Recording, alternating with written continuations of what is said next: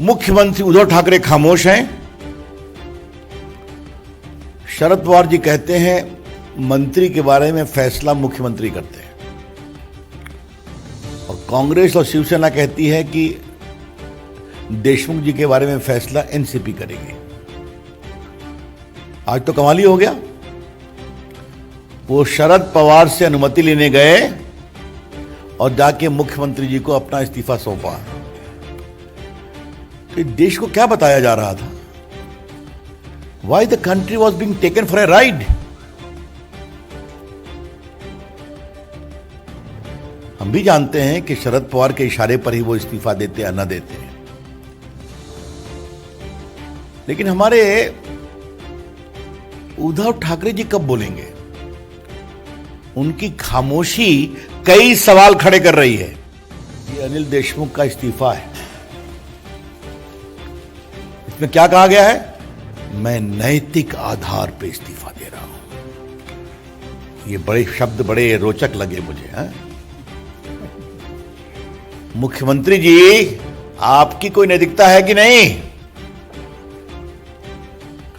उद्धव ठाकरे जी, आपके मुख्यमंत्री तो रोज अपने को डिफेंड करते थे, मंत्री, गृह मंत्री। आप तो कुछ नहीं बोलते थे। आपकी पार्टी, आपकी सरकार, आपके प्रवक्ता, आपके नेता और देशमुख साहब खुद ही अपने को डिफेंड करते थे कि मैं तो बीमार था और क्या था वगैरह वगैरह।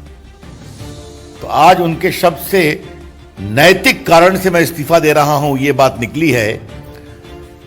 तो उद्धव ठाकरे जी, आपकी नैतिकता कहां है? क्या हम आपके नैतिकता के बारे में कुछ सुनेंगे?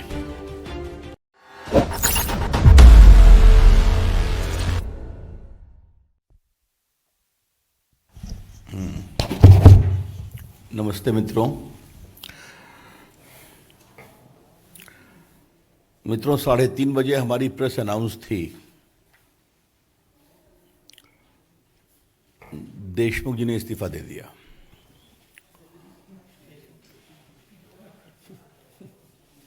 आपको बताऊं, एक बार मैंने इस विषय पर पहले भी प्रेस किया था। हमारी प्रेस 3:30 बजे अनाउंस थी और 2:45 बजे जो मुंबई पुलिस है उसने एक प्रेस कर दिया अपने एक वरिष्ठ पुलिस अधिकारी के द्वारा कि सचिन वाजे इस पूरे मामले में इन्वॉल्व हैं, और वो बिना कोई सवाल लिए चले भी गए।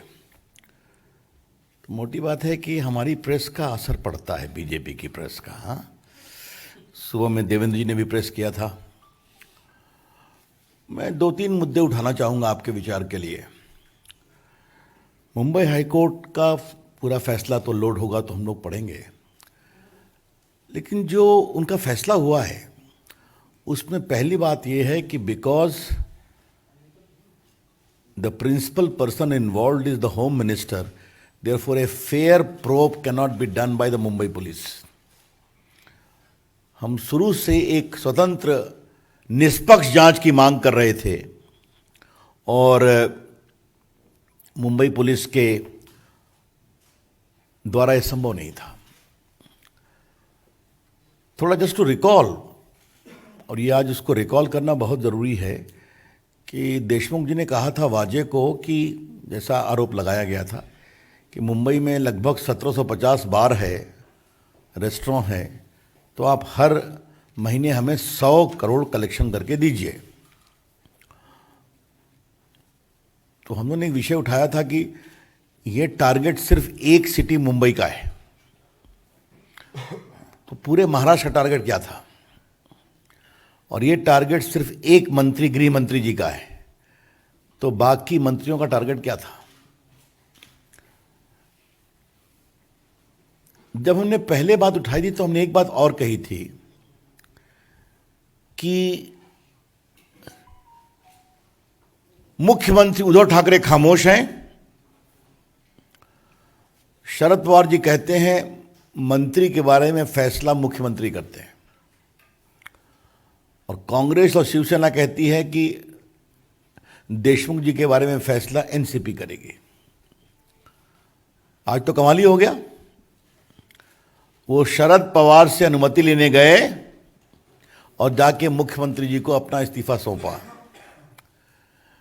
तो इस देश को क्या बताया जा रहा था?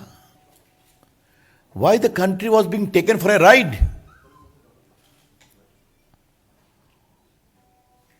हम भी जानते हैं कि शरद पवार के इशारे पर ही वो इस्तीफा देते या न देते हैं, लेकिन हमारे उद्धव ठाकरे जी कब बोलेंगे? उनकी खामोशी कई सवाल खड़े कर रही है। The consistent conspicuous silence of Mr. Uddhav Thackeray is by itself raising a lot of questions. क्या हम ये मानकर चलें कि बात निकलेगी तो बहुत दूर तक जाएगी? देखिए, आप एक बात देखिए, इस पूरे मामले को मैं पार्टी की तरफ से और थोड़े कानून की समझदारी के रूप से कुछ रखना चाहता हूं। जो हमारी लास्ट प्रेस थी उसी दिन मैं मुंबई पुलिस ने प्रेस किया और एनआईए सचिन वाजे की कहानी की परत दर परत रोज निकाल रही है। अभी तक कितनी गाड़ियां पकड़ी गई उनकी, लग्जरी गाड़ियां हैं, और 6 या 7 आ गई हैं, 8 हो गई। रोज नई गाड़ियां मिलती हैं जो उपयोग कर रहे हैं। एनआईए ने गोताखोरों को मीठी नदी में कुदवाया तो कितनी चीजें निकल गई। तो ये सचिन वाजे की कहानी कहां तक जाएगी ये तो एनआईए बताएगी, लेकिन उसकी परत दर परत रोज खुल रही है। हमारी अपेक्षा होगी कि सीबीआई प्रिलिमिनरी इंक्वायरी प्रामाणिकता से अवश्य करेगी और जो लॉ में प्रावधान है, अगर उनको लगता है कि प्राइमा फेशी केस है तो एफआईआर करने का उनका अधिकार है। और कोर्ट ने स्वयं पाया है कि मामला गंभीर है, गृह मंत्री इन्वॉल्व हैं, फेयर प्रोब मुंबई पुलिस के द्वारा नहीं संभव है।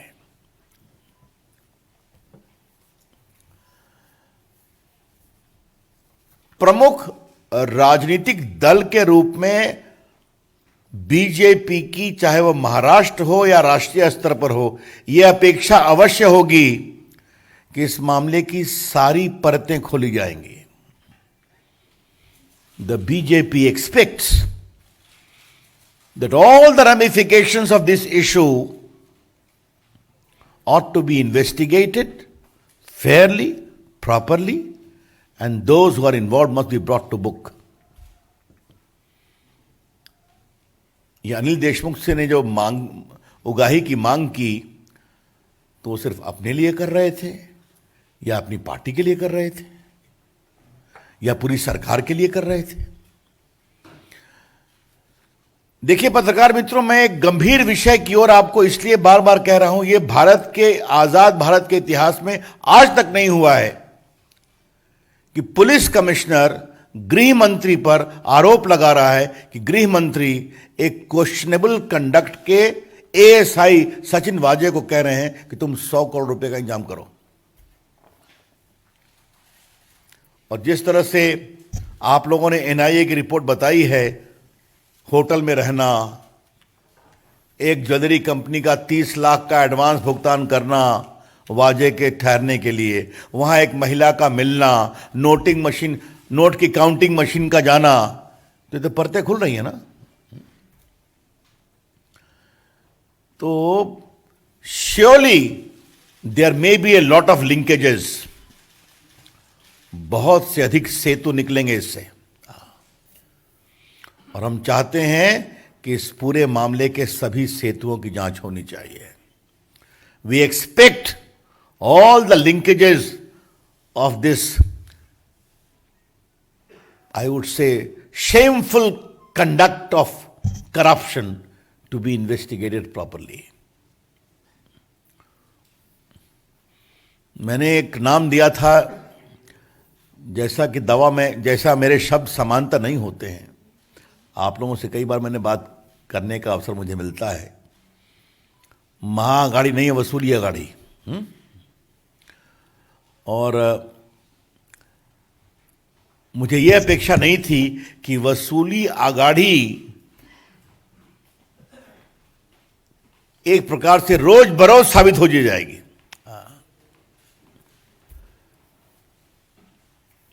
तो इसलिए हम एक बात फिर कहेंगे कि हमारे, कहाँ है चिट्ठी भाई, उनकी लाओ तो। बड़ा अच्छा लगा, ये अनिल देशमुख का इस्तीफा है। इसमें क्या कहा गया है?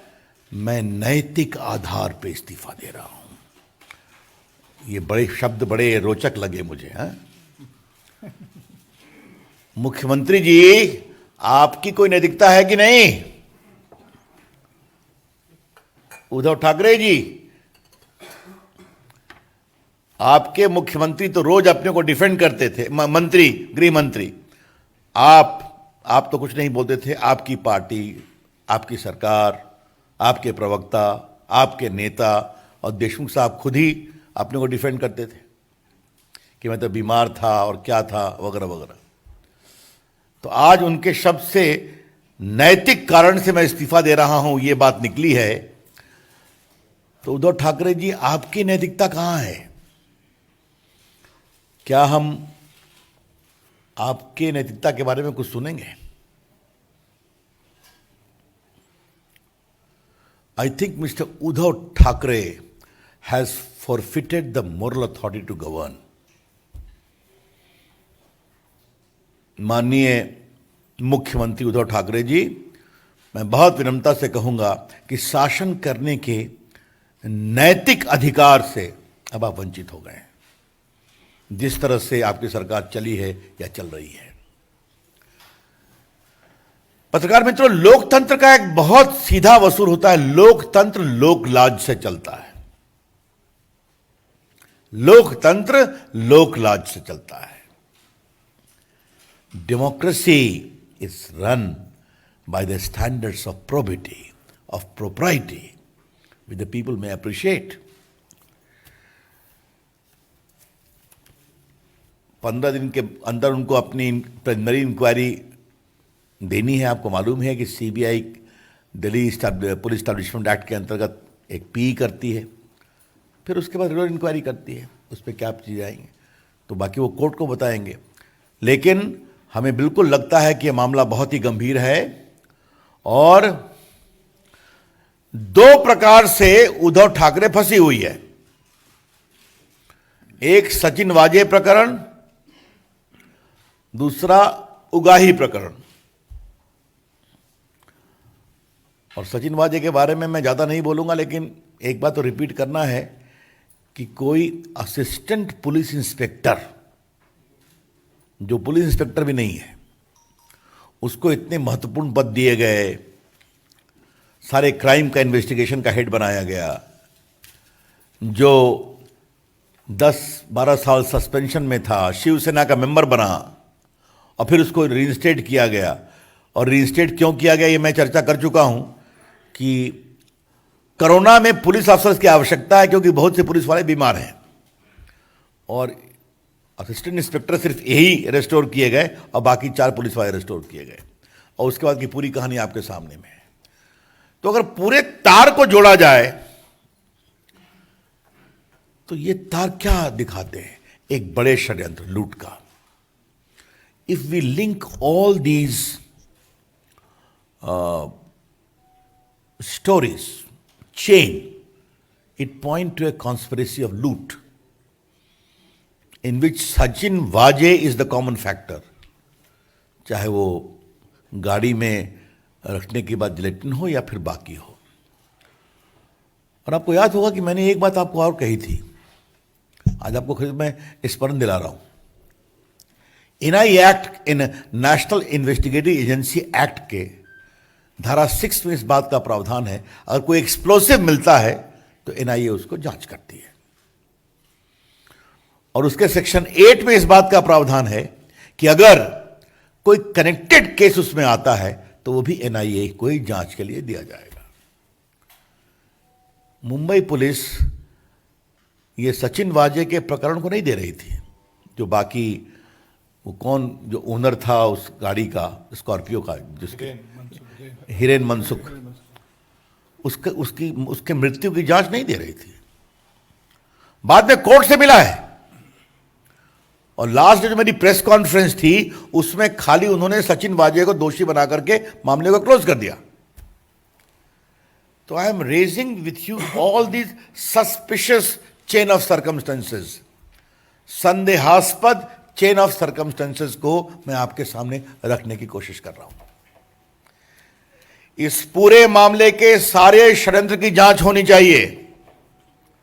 कौन किसको प्रश्रय दे रहा था, who was giving patronage to whom, who was shielding whom, who was encouraging whom, कौन किसको प्रश्रय दे रहा था, कौन किसको प्रोत्साहित कर रहा था और कौन किसको बचा रहा था। तो ये मामले बहुत गंभीर हैं, तो इसलिए पार्टी की ओर से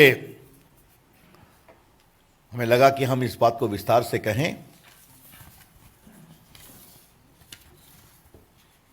हम तो वेट कर रहे थे कि यहाँ पर हम देशमुख साहब का इस्तीफा मांगेंगे, लेकिन शायद हम लोग की प्रेस से कुछ असर होता है, भनक पड़ गई। हाँ, लेकिन ये बात सिर्फ देशमुख तक की नहीं है, बहुत दूर की है, जो मैं बता चुका। मित्रों, ये अंतिम बातें थोड़ा मैंने व्यंग से कही थी, इसको आप that's all from my side. अगर आपको हमारे वीडियोस पसंद आए तो प्लीज लाइक करें, सब्सक्राइब करें और शेयर करें।